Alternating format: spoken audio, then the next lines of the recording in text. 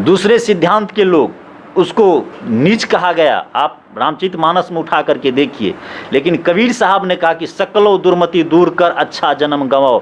नारी के लिए वही अधिकार दिया जो अधिकार पुरुष वर्ग में है। तो नारी के अंदर में वह शक्ति पैदा करता है कि तुम जगत जननी हो, राष्ट्र निर्माता हो, तुम्हारे ही से राम कृष्ण कबीर विवेका ईसा मूसा गांधी अवतरित हुआ है। तुम ऐसे बनो और सत्संग में आओ और सत्संग में आकर के जीवन अपना सुगठित करो और सुवासित करो। नारी के पक्ष में ये कबीर विचार मंच भी काम कर रहा है, पर्यावरण के बल पर कार्य कर रहा है। पर्यावरण क्या है उस पर कार्य चल रहा है। दूसरी बात, शिक्षा के क्षेत्र में विश्व कबीर विचार मंच से पहले कबीरपंथ समाज, भारत में 50-60 ऐसे कॉलेज है, विद्यालय हैं जिन्होंने कबीर पंथ के साधु अपने ज़मीन, अपने तन मन धन से शिक्षा पर कॉलेज, विद्यालय, तमाम जगह जो है इसका गरीब बच्चे के लिए आवासीय व्यवस्था कई जगह है।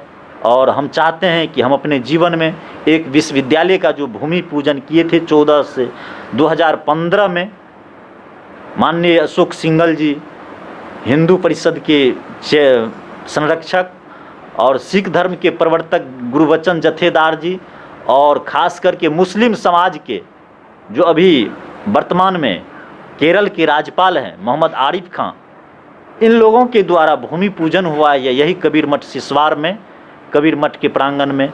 तो मैं जिंदा रहूँगा तो चाहूँगा कि ये कबीर के नाम पर शिक्षा क्षेत्र में एक भारत में विश्वविद्यालय नहीं है, तो मेरा संकल्प है कि भारत में कबीर के नाम पर एक विश्वविद्यालय बने। उसके लिए हम जीवन समर्पण किए हैं। शिक्षा के क्षेत्र में जितना हो सके हमसे, हम कबीर के नाम पर विश्वविद्यालय बना करके ही रहेंगे।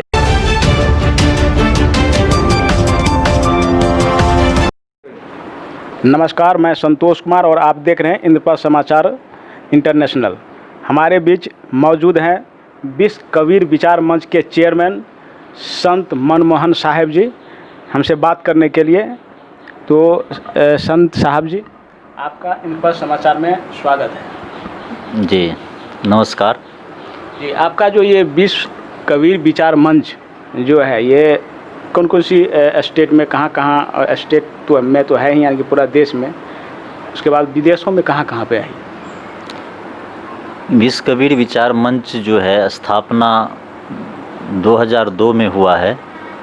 उससे पहले कबीरपंथ समाज भारत के विभिन्न क्षेत्र में, गांव से लेकर के शहर तक, भारत के अलावे 85 देश में कबीरपंथ समाज का मठ मंदिर, पहले से आचार्य लोग वहाँ जाते आते थे। लेकिन एक बार मीटिंग हुआ, फिर उन्होंने कहा कि एक संगठन तैयार किया जाए। फिर विश्व कबीर विचार मंच का स्थापना हुआ और विश्व कबीर विचार मंच के माध्यम से कबीर पंथ समाज अलग अलग दिशा में, अलग अलग भाग में बटे हुए ये मंच सबको एक मंच पर लाने का काम किया है।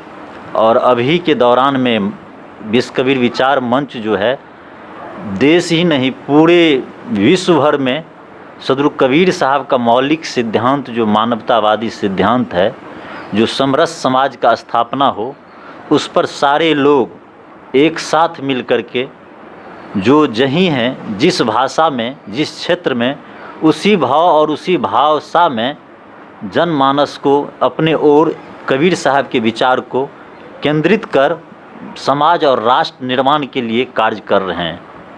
जी जी। अच्छा, विश्व कबीर विचार मंच जो है, मैं देख रहा हूँ आप बता रहे हैं कि 85+ कंट्री में रन कर रही है।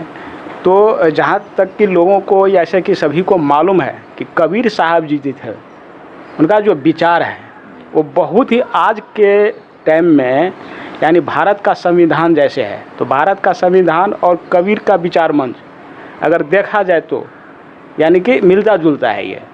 यानी कि इसका जो विचार थे, जातिवाद के विरोधी थे वो, जातिवाद को तोड़ने का, जैसे कि अभी जातिवाद का चल रहा है माहौल, यानी कि जातिवाद हिंदुस्तान में हावी है।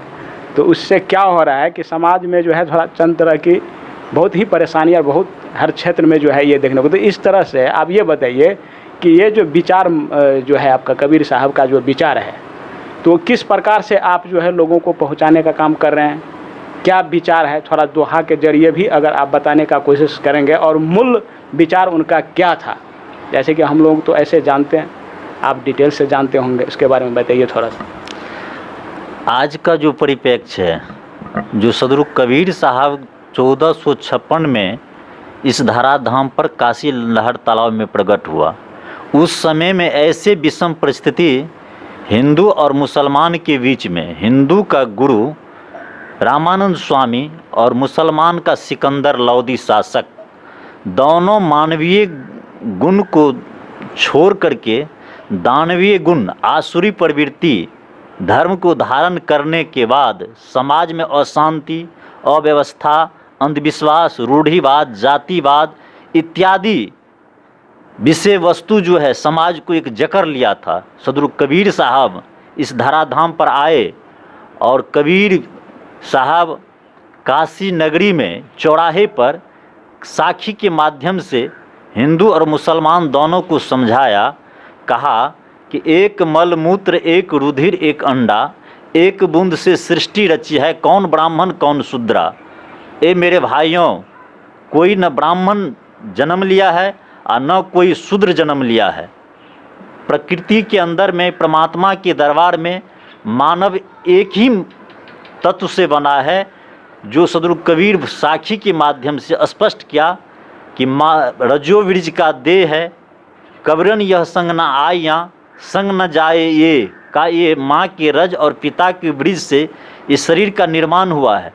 और प्रकृति के द्वारा वही छित जल पावक गगन समीरा, ये 5 तत्व जो है सब में समान है, न कोई हिंदू है न कोई मुसलमान है। कबीर साहब हिंदू और मुसलमान शब्द को खारिज करते हुए कहा कि संकल्प लो आज से कि इंसान हम बनेंगे, इंसान बन गए तो भगवान भी बनेंगे।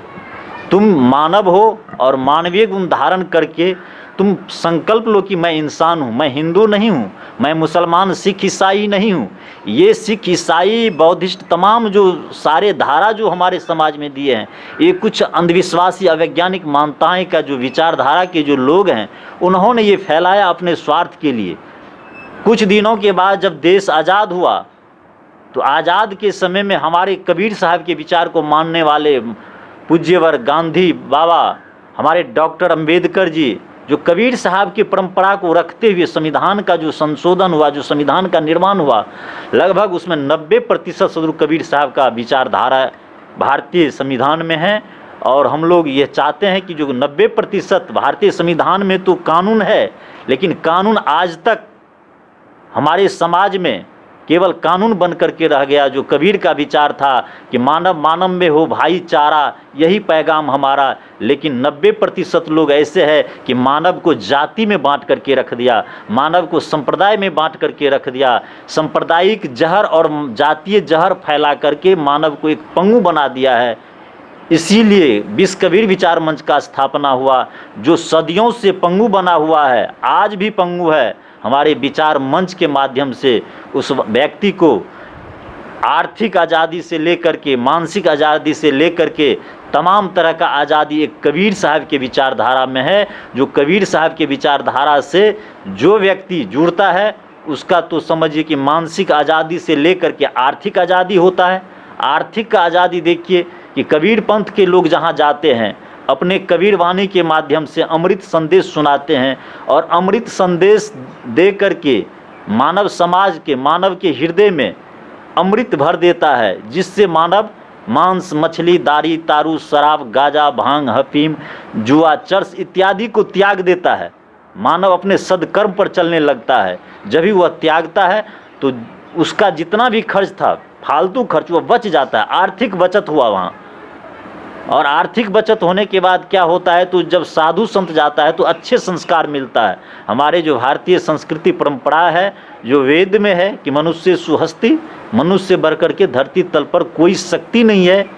इसी संबंध में कबीर साहब सारे संसार को बताए कि मनुष्य बढ़ कर के कोई शक्ति नहीं है। ये मानव तुम अपने जाति में, पाति में, पार्टी में इत्यादि में मत बटो और अपने अधिकार को समझो। जिस तरह से बाबा डॉक्टर साहब अधिकार को एक लिपिबद्ध करके एक संविधान बना दिया, ठीक उसी तरह से सदरुख कबीर साहब का एक मौलिक ग्रंथ है जो बीजक है।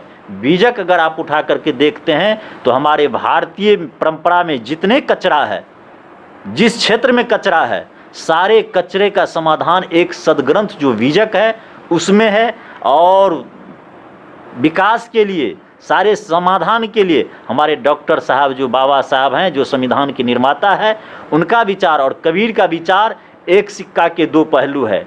कहने का मतलब कबीर साहब वाणी के माध्यम से उसको जो है ये संसार में संदेश दिया, लेकिन बाबा साहब कलम के माध्यम से उसको लिपिबद्ध करके ये जनमानस को जन कल्याण के लिए, जन शांति के लिए बाबा साहब ने जो काम कबीर का किया है, आज तक पूरे विश्व भर में कोई ऐसे सन्यासी, कोई ऐसे महात्मा, कोई ऐसे राजनेता नहीं जन्म लिया जो कबीर साहब के विचार एक संविधान में आकर के लिपिबद्ध हो जाए और वह संविधान ये हिंदुस्तान की धरती पर लागू हो। हम तो बार बार नमन करते हैं बाबा साहब को, जो ऐसे कबीर विचारधारा को जो आप रखे हैं, जो आज जिसको अधिकार नहीं था बैठने का, आज कबीर का देन है। तो हमारे देश का राष्ट्रपति वह व्यक्ति बना है जो हम कभी सोच नहीं सकते थे कि हमारे समाज से जाकर के राष्ट्रपति पद पर बैठेगा। ये कबीर और बाबा साहब का देन है। अगर ये दोनों नहीं होते तो ये अधिकार हम लोग को नहीं मिलता। इसीलिए मैं नमन करता हूँ सदगुरु कबीर और बाबा साहब को कि ऐसे महापुरुष समय समय पर हमारे समाज में, हमारे राष्ट्र में आवे, ताकि मानव का कल्याण हो, मानव सही दिशा में जाए, सुंदर सभ्य और सुंदर राष्ट्र का निर्माण हो। यही संकल्प के साथ मैं नमन करता हूँ कबीर और बाबा साहब जी को। जी, आपने अभी जातिवाद और धर्मवाद की बात की है आपने, तो धर्म, हिंदू धर्म जैसे, तो हिंदू धर्म का आज के समय में सबसे बड़ा संगठन है विश्व हिंदू परिषद, जो कि आरएसएस का एक शाखा है, वो हिंदुओं को संगठित करने में। और आपका जो है विश्व कबीर विचार मंच, तो उसका सबसे बड़ा संगठन है। तो क्या अभी उतना बड़ा संगठन आपका अभी तो बना है, या जैसे कि हिंदू को संगठित करने में वो लोग जैसे काम कर रहा है, तो अभी धार्मिक रूप से देखा जाए तो ये हिंदुओं का सबसे बड़ा संगठन है, उस पर क्या कहना चाहेंगे आप? देखिए, धार्मिक दृष्टिकोण से आप विश्व हिंदू परिषद का आप चर्चा लिए हैं, और हिंदू जो है उसको संगठित कर रहा है, ऐसा कोई बात नहीं है। हिंदू सदगुरु कबीर साहब के विचारधारा में हिंदू शब्द नहीं है, केवल मानव है। मानव को संगठित करना, मानवीय गुण को धारण कराने के लिए प्रेरित करना, वो विश्व हिंदू परिषद का गठन हुआ है। ऐसा नहीं है कि एक विश्व हिंदू समाज का गठन हुआ, ऐसा नहीं है कि पूरे हिंदुस्तान में हिंदू एकजुट है। हिंदू शब्द, हिंदू तो है ही नहीं है, हिंदुस्तान में हिंदू नहीं है। हिंदुस्तान में है तो केवल मानव है, और मानव अपने मानवीय गुण को समझ सकता है, और जो समझ लिया वही आदमी अपने आप को, कुछ ऐसे लोग हैं कि अपने आप को हिंदू कहता है। हिंदू तो हम हैं, जो हमारा हीन कर्म जिंदगी में नहीं हुआ, हमारा कभी संस्कार नहीं गिरा, हमारा कभी संस्कृति सभ्यता पर कभी ठेस नहीं पहुंचा, हिंदू तो हम लोग हैं। हिंदू जिसको आप कहते हैं कबीर विचारधारा, आप कह रहे हैं कि हिंदू पूरे देश में है। मैं आपको बताता हूं कि 21 करोड़ कबीर पंथ समाज है। हिंदू एक छोटा संगठन है हिंदुस्तान में, जिससे केवल कुछ ऐसे पोंगे पंथी लोग जुड़े हुए हैं जो समाज को तोड़ने का काम करता है, जो जातिवाद फैलाता है, जो सांप्रदायिकवाद को तनाव देता है, जो मानव में एक ब्लड का धार बहा देता है, उसको हम हिंदू नहीं कहते हैं। हिंदू का मतलब है जो दूसरे को हित को बात करे, जो हित में बात करे, समाज के लिए, राष्ट्र के लिए, मानव के लिए। आज कबीर और हिंदू संघ का कोई तुलना नहीं है।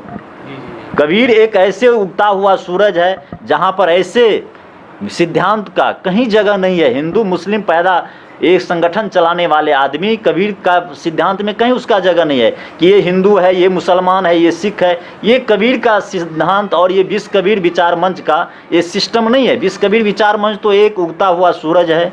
इसमें सर्व जाति, सब संप्रदाय, सारे लोग इसमें समाहित है। आज आपको बता दें कि पूरे, आप कह रहे हैं कि हम हिंदू पूरे विश्व भर में हैं, हर जगह है। आपको हम बता रहे हैं कि एक हिंदू राष्ट्र था नेपाल, कौन उसको बर्बाद किया, क्यों नष्ट हुआ, आप सोच सकते हैं। तो इसलिए कबीर साहब ये छोटे बात जो है हिंदू मुस्लिम का बात कभी नहीं किया है।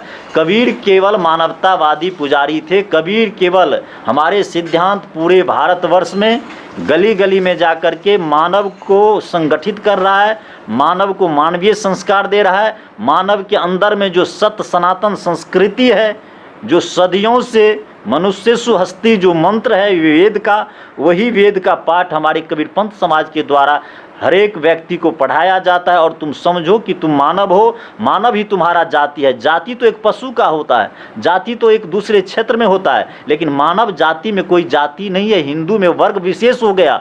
हिंदू में उसका इतिहास देखें तो उसमें ब्राह्मण, क्षत्रिय, वैश्य, शूद्र इत्यादि कई खेमे में बांट दिया।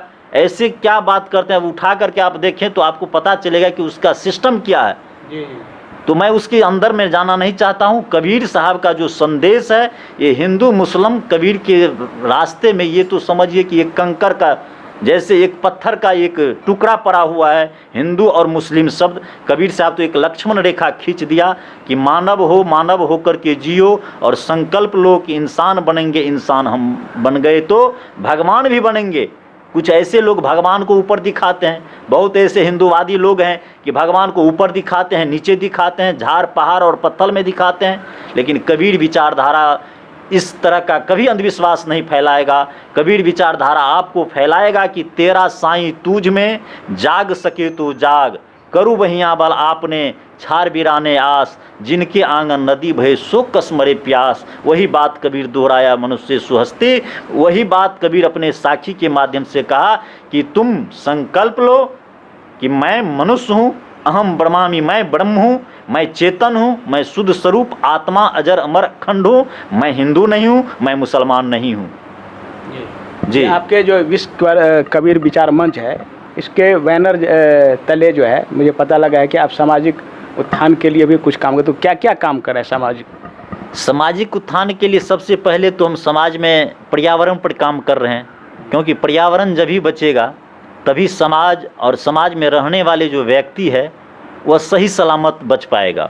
तो पर्यावरण में हम अपने कार्यक्रम में जहाँ भी जाते हैं तो अपने हाथ से अपने सहयोगी के द्वारा, समाज के द्वारा वृक्षारोपण का कार्य करते हैं, जिससे प्रदूषण स्वच्छ हो, प्रदूषण मुक्त भारत हो। और उसके बाद जहाँ मेरा कार्यक्रम होता है वहाँ पर सबसे पहले नशा जो है, नशा से कैसे दूर रहे उसके लिए साखी के माध्यम से, भजन के माध्यम से मानव समाज में जा कर के नुक्कड़ सभा करके उसको हम जगाते हैं कि नशा न खाना, नशा न पीना, जीते जी मर जाना होगी बहुत खराबी। क्योंकि नशा एक जहर है, जिस नशा पान करने से मेरा जो शरीर जो है, ये सिस्टम जो है चरमरा जाता है। और जब शरीर स्वस्थ नहीं रहेगा तो कोई भगवान मुझे नहीं दिखाई देता है, न कोई कल्याण की बात होता है, न कहीं कुछ बात होता है। तो कबीर साहब के लिए नशा एक जहर है। और दूसरा है कि नारी कल्याण पे कबीर पंथ का जो उत्थान है पूरे हिंदुस्तान में। जी, तो ये थे संत मनमोहन साहब जी। इसी के साथ संतोष कुमार, इंद्रप्रस्थ समाचार इंटरनेशनल।